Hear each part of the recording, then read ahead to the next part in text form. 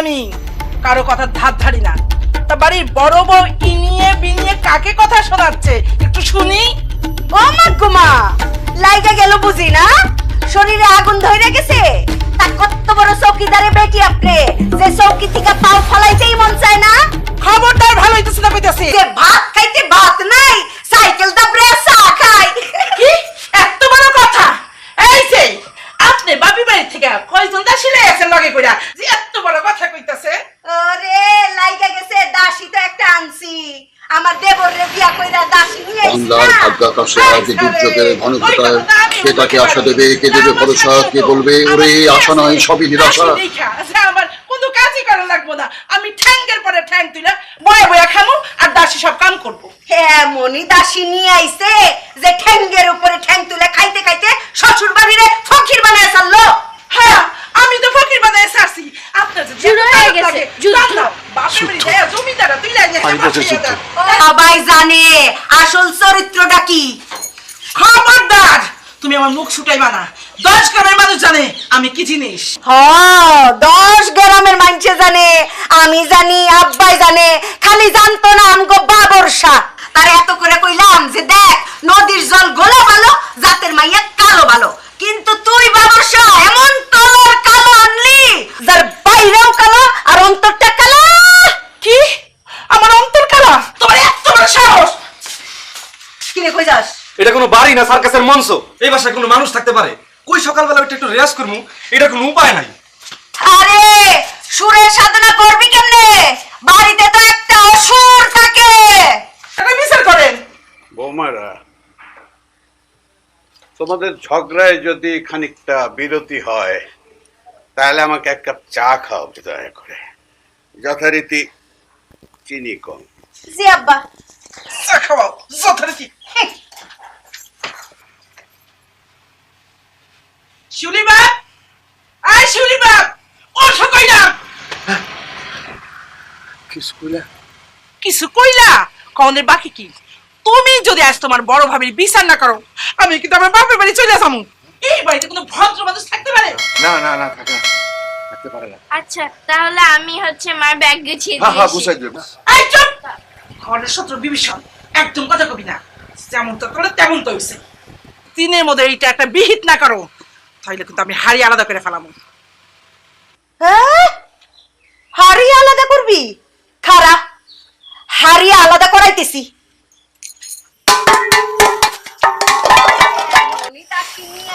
Welcome again to বিবাদী বাট। এখন থেকে অভ্যাস করে ফেলো। আর শোনো, আমাদের আসাতে সবচেয়ে কি বেশি সারপ্রাইজ হবে বলো তো? কি? শিশির। এক্স্যাক্টলি। চলো চলো দেখি কি করছে। দেখছো এখন আওয়াজ শুনতেছো? তারপরে মারামারি শুরু হবে। ও বাবা দেখো কে আসছে। ভাইবেন না, আপনার জ্বালায় বেশি দিন টিকতো না। আর আপনি ফেরেশতা, সম্রাট শাহজাহান রে কোলে কইরা আদর কইরা খাওয়াইবেন। এমন কদরের অভাবে তো এই বাড়ির এই দশা হয়। আরে আরে হা ভাবিরা থামো, আমরা কতদিন পরে আসলাম।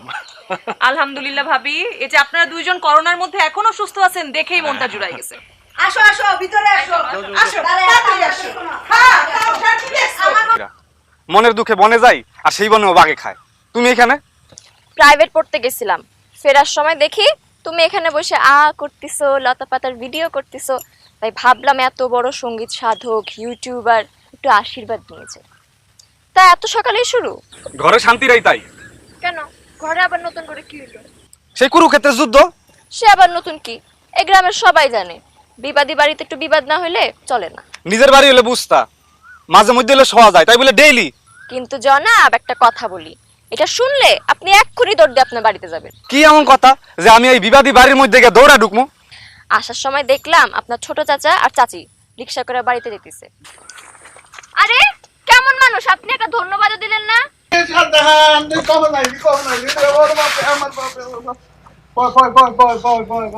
কেমন আছো আব্বা?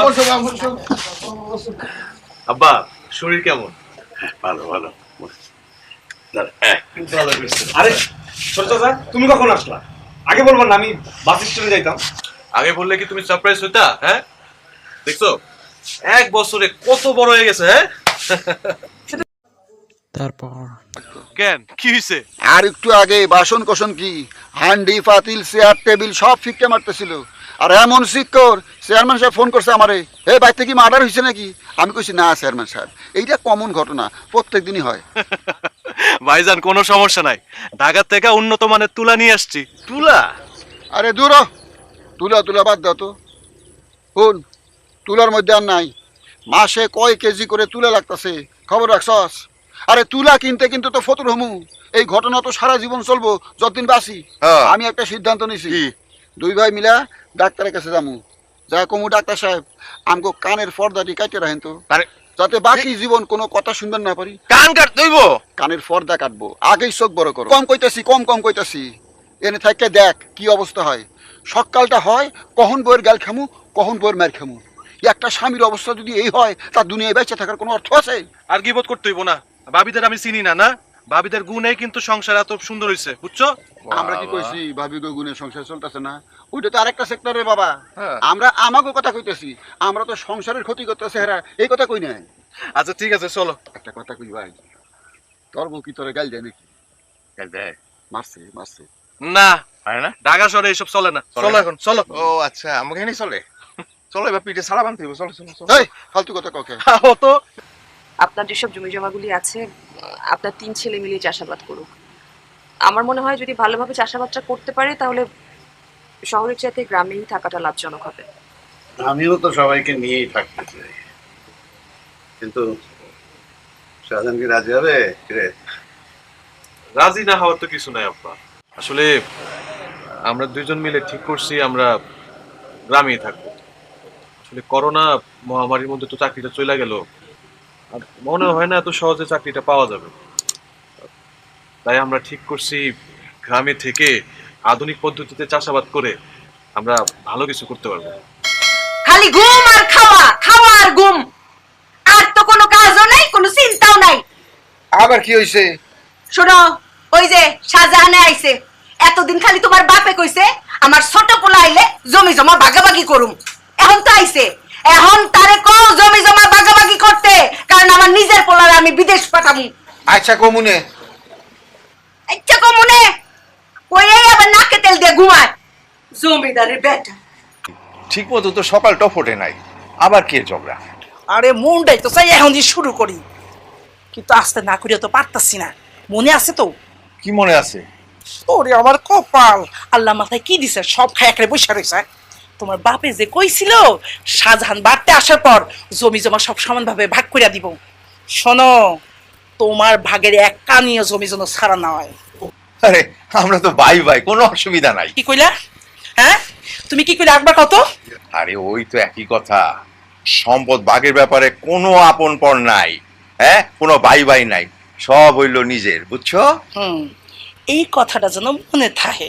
যখন পাওয়া গেল, জমি জমা সংক্রান্ত কিছু আলোচনা করে নিয়ে বড় দুজনে তো সংসার বড় হচ্ছে, ওরা একটা ভবিষ্যৎ আছে। আমি কতদিন বাঁচবো তা তো আর বলা যায় না। আমি বেঁচে থাকতে সবকিছুর একটা মীমাংসা, মানে সব বুঝায় না দিয়ে গেলে তোমাকে কপালে গতিস আছে। সঠিক কথা কইছেন আব্বা, সঠিক কথা কইছেন। আপনার মাথায় বুদ্ধি আছে, এই যে আপনার চুলদারি পাকছে, হুদা পাকছে, এটা বুদ্ধির ঠেলায় পাকছে। কথাটা কি আমারে কওয়া হইলো? মনে হইতেছে বাড়ি ডাকার বাপের একলা। বৌমারা, আজকে খুব একটা গুরুত্বপূর্ণ আলোচনা হচ্ছে, তোমরা একটু পরে শুরু করলে হয় না? মানে ভাগ বাটোয়ারাটা হয়ে যাক, তারপরে শুরু করো। এরপর ভাগ করে দিলে তোমাদের ভাগে অনেক সম্পত্তি পড়বে। চাইলে আমি ভাগ করে দিতেও পারি, কিন্তু ভাগ করে দিলে কি হবে জানো? তোমরা প্রত্যেকে যার যার জমিগুলো বিক্রি করবে আর খাবে, বিক্রি করবে আর খাবে, আর এক সময় গিয়ে পস্তাবে, তখন মাথা চাপড়াবে আর বলবে এত কম দামে জমিগুলো বিক্রি করলাম কেন। তাই তো আমি বেঁচে থাকতে এখানকার এক পোয়া জমিও বিক্রি হবে না, হতে দেব না। এইটা কেমন কথা হইলো আব্বা? আমগো কি তাহলে নিজের বলে কিছুই থাকবো না? তারি বৌমা, শোনো তো আগে সবকিছু, সব কথা শোনো তারপর। জি আব্বা, যা কইতেছিলেন কোন। যা বুঝতেছি তাতে তোমরা বড় দুইজন চাইতেছো জমি জমা ভাগ হয়ে যায়। জি আব্বা। শাহজাহান চাইতেছে কি সব জমি একত্রে আধুনিক কৃষি পদ্ধতি চাষাবাদ করতে। এটা ঠিক না আব্বা, আপনি জমি জমা আমগো মধ্যে ভাগ করে দেন, আমার জমি আমি খামু, যেমনি খুশি তেমনি খামু, তা কর কেটা? পোলাফানের কথা শুনলে আমগো ধ্বংস, তা কি বুঝে? মুরব্বী আমি না, আপনি মুরব্বী না? আমি বড় ভাইয়ের কথার সাথে একমত। ভাইজান, এমনিতে যতই ঝগড়াঝাটি হয় না কেন, আপনারা সবাই তো একসাথে নিচেই থাকতেছেন। এখন যদি জমি ভাগাভাগি করে দেয় আব্বাই, একসাথে কি থাকা হইব? তোমাকে মধ্যে এরকম ঝগড়াঝাটি লাগে থাকলে তো চলবো না। বলেন। আপাতত জমি জমা ভাগাভাগি হচ্ছে না, তবে তোমাদের এই ঝগড়াঝাটি থামানোর জন্য তোমাকে মধ্যে একটা প্রতিযোগিতা হবে। তোমরা 3 ভাই আমার সব জমি 3 ভাগ, একেবারে সমান 3 ভাগ করে এবারে জমি চাষ দিবে।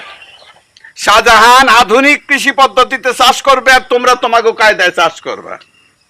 সেই জমির ফসলের টোটার পরে সেটার একটা হিসাব হবে। ওইটাই হলো আসল প্রতিযোগিতা। যদি শাহজাহানের জমিতে ফসল বেশি হয়, তাহলে এই তোমার বাপ দাদার জমি জীবনেও ভাগ হইব না। তোমরা 3 ভাই এক লগে ওই আধুনিক কৃষি পদ্ধতিতে চাষাবাদ করবা, সুখে সংসার করবা। আর কথাটা কইতে খারাপ লাগতেছে, তারপরেও যদি তোমরা 2 ভাই জিতে যাও, মানে তোমরা 2 ভাই যদি শাহজাহানের চেয়ে ফসল বেশি ফলাইতে পারো, তাহলে আমি তোমাকে 3 ভাইয়ের মধ্যে জমি জমা ভাগ করে দেবো। তাহলে ভাইরা, প্রতিযোগিতা করেই যদি জমি ভাগাভাগি হয়, তাহলে হোক প্রতিযোগিতা, হোক। প্রথম একটা বিষয় মনে রাখবা, জমি জমা ভাগাভাগি মানেই ঠকাঠকি, একজনে ঠাইতে হইব। শাহজাহান রে কোনো ক্রমেই জমি ভাগাভাগিতে জিততে দেওয়া যাইব না, ওরে ঠকাইতে হইব। আরে সেইটা তো ঠিক আছে, কিন্তু আমরা ঠেকামো কেমনে? আরে তোমরা এত বোকা কেন কত দেখি? শাহজাহান থাকে শহরে, হের মাথায় কি অত বুদ্ধি শুদ্ধি আছে? হ্যাঁ, জমি জমার কি বুঝে? তোমরা 2 ভাই মিল্লা কৌশলে শাহজাহান রে ওই উত্তরকানির জমিটা দাও। উত্তরকানির জমির মাটিতে সমস্যা, ওইখানে অধিক ফলন হয় না, কোনো ভালো ফসল হইব না। ভাবি, এতদিন একটা কথা বলছেন, আমার মনটা একটা খুশিতে ভরে গেছে। কেমনে বেশি ফলন ফলায়? ও ভাবি, আরো কথা আছে, লন ফাঁকাই লন। চল। শিশির, আমি তোমাকেই খুঁজছিলাম। কেন চাচি, বলেন কি প্রয়োজন? আমাদের প্রতিযোগিতার বিষয়টা তুমি তো জানোই। এখন আধুনিক পদ্ধতিতে কৃষিকাজ করার জন্য কৃষি অফিসারের পরামর্শ এবং সহযোগিতা দুটোই আমাদের প্রয়োজন। তুমি যদি কোনোভাবে আমাদের কৃষি অফিসারের ফোন নাম্বারটা একটু আমাদেরকে ম্যানেজ করে দিতে খুব ভালো হতো। চাচি, আপনি কৃষি অফিসারের নাম্বার নিয়ে কোনো চিন্তাই করেন না। আমার বাবা তো স্কুল মাস্টার, ওনার কাছ থেকে আমি নাম্বার নিয়ে আপনাকে দিয়ে দিব। আরে তাহলে তো ভালোই হলো শিমু, আমরা সবাই মিলে কৃষি স্যারের কাছে যাই, ওনার কাছে পরামর্শ নিই। আমার মনে হয় এটা আমাদের অনেক উপকারে আসবে। এরপর তুই বৌমা আস্তে আস্তে কথা কয়। মনে হয় কোনো চলা পরামর্শ। বুঝলা বৌমা, সম্পত্তি হচ্ছে একটা জাদু। শত্রুরে বন্ধু বানায়, আবার বন্ধুরে শত্রু বানায়। মাশাআল্লাহ, তোমার চাটা খুবই ভালো হয়েছে। আজকে মেলা দিন পর দিবাদি বাড়িতে আস্তে আস্তে কথা হচ্ছে। সঠিকভাবে কৃষিকাজ করতে হলে জানতে হবে কিছু নিয়ম কানুন। যদি একটু বুঝিয়ে বলতেন। এই যেমন ধরুন, প্রথমে রোগ, পোকা ও দাগমুক্ত এবং পরিপুষ্ট বীজ হাত দিয়ে বেছে নিতে হবে। বাছাইকৃত সুস্থ সবল বীজ থেকে উৎপাদিত চারা গুণগত মানসম্পন্ন হবে এবং ফলনও বৃদ্ধি পাবে। তুই তো সবই জানিস, তোরে বলছি না আব্বার জমিগুলোতে আমি এবার চাষাবাদ দেখবো, তাই তো কৃষি অফিসে আসছিলাম কৃষি স্যারের সাথে দেখা করতে। উনি যেভাবে বুঝালেন, আমার তো মনে হয় আমি ঠিকঠাক মতো চাষাবাদ করতে পারবো। খুব ভালো কাজ করেছিস। কৃষি স্যার অত্যন্ত ভালো একজন মানুষ, তোর যে কোনো প্রয়োজনে উনাকে তুই পাশে পাবি। একদমই ঠিকই বলেছিস।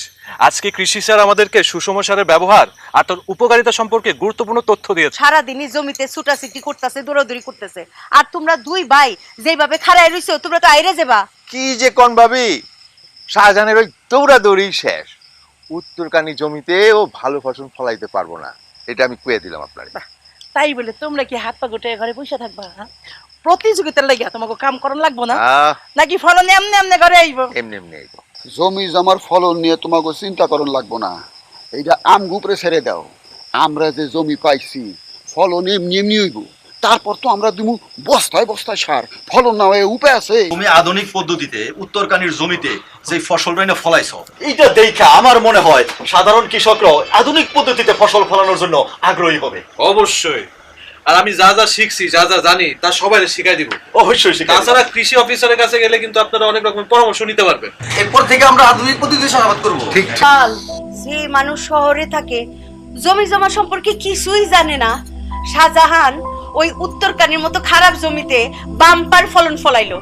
আর শিশিরের আব্বা তোমারে দিয়ে তো কোনো বাউই হইলো না, তুমি এত ভালো জমি পাইয়াও অধিক ফলন ফলাইতে পারলে না। ভাবি কি কোন দুঃখের কথা, আমাকে তো একই অবস্থা। মেজো বউ, এরকম যে একটা কিছু ঘটবো ওইটা আমি আগেই ধারণা করছিলাম। কেমনে পারুম কহবো, কেমনে পারুম? শাহজাহান যেমনি সুষম সারের ব্যবহার জানে, যেভাবে সুষম সার ব্যবহার করে আমরা তো জানি না।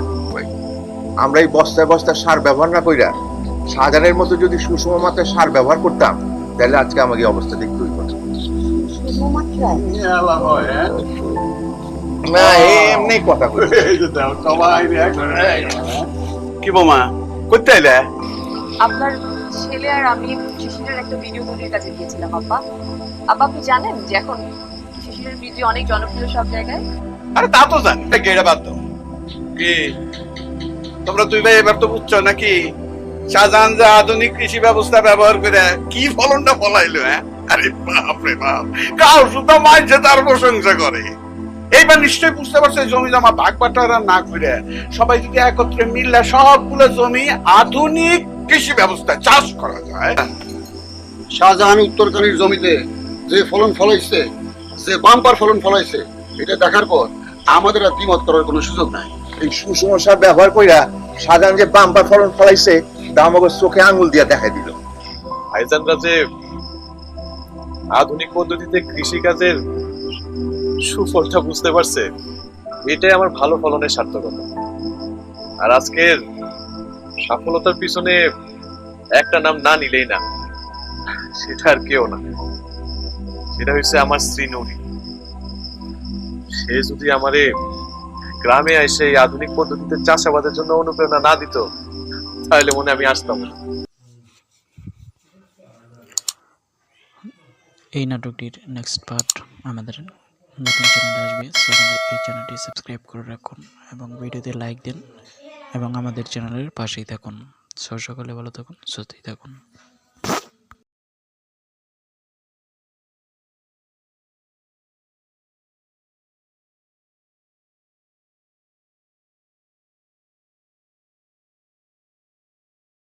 For the 90 minutes ahead.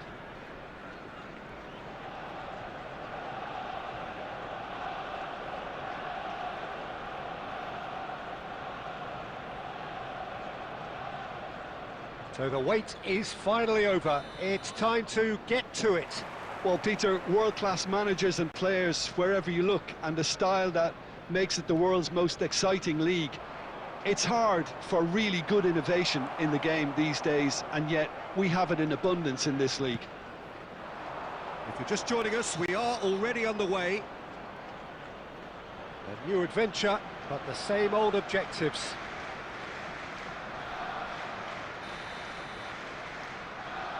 Watch, even on the greatest stages, he really does come with the complete package. They'll certainly be leaning heavily on him. He won't be happy with that one. That has been slung wide. Casemiro. That's a good ball out wide. Oh, that's fabulous. Skims one in. It's gone in, and it is an own goal. Oh, it's terribly unfortunate for them, and maybe we can attribute that to a loss of focus.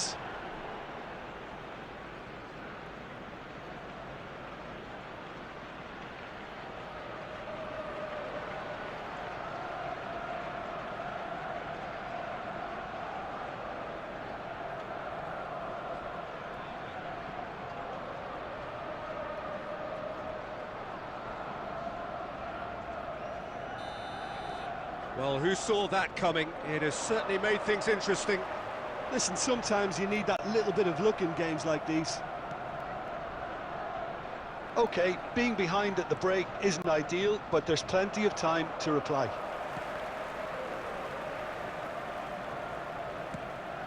There will be a throw-in.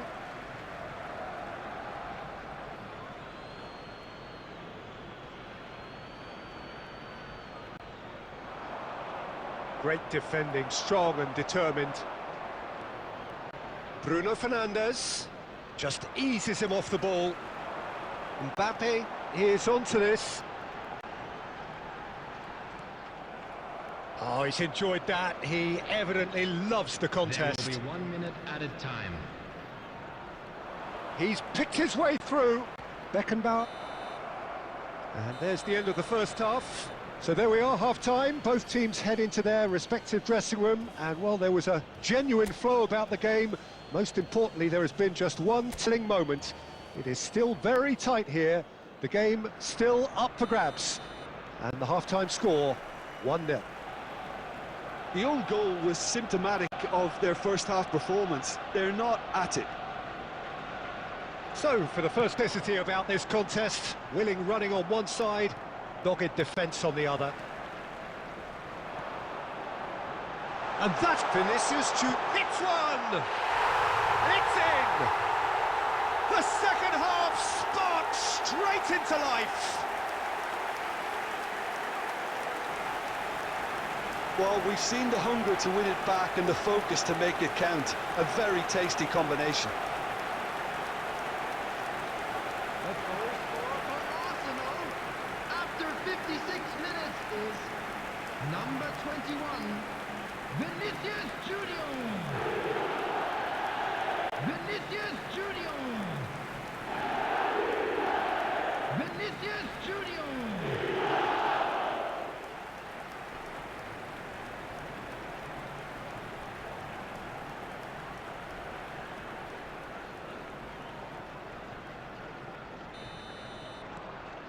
Arsenal grab the equaliser and we're all... Messi. Goes looking wide and the counter is on. Well, for a moment you felt that was going somewhere, but they'll have to go again. Mbappe! It's could fall kindly. Now that is commitment to the cause.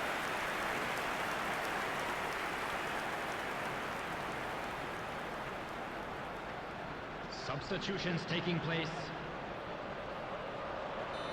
Well, there is some activity down on the touchline. It seems there's going to be a change.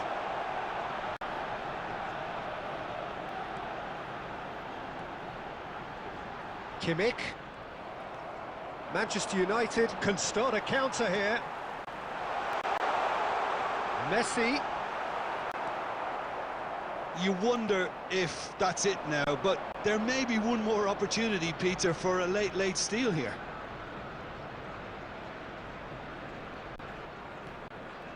Four added minutes has been indicated. In with the challenge.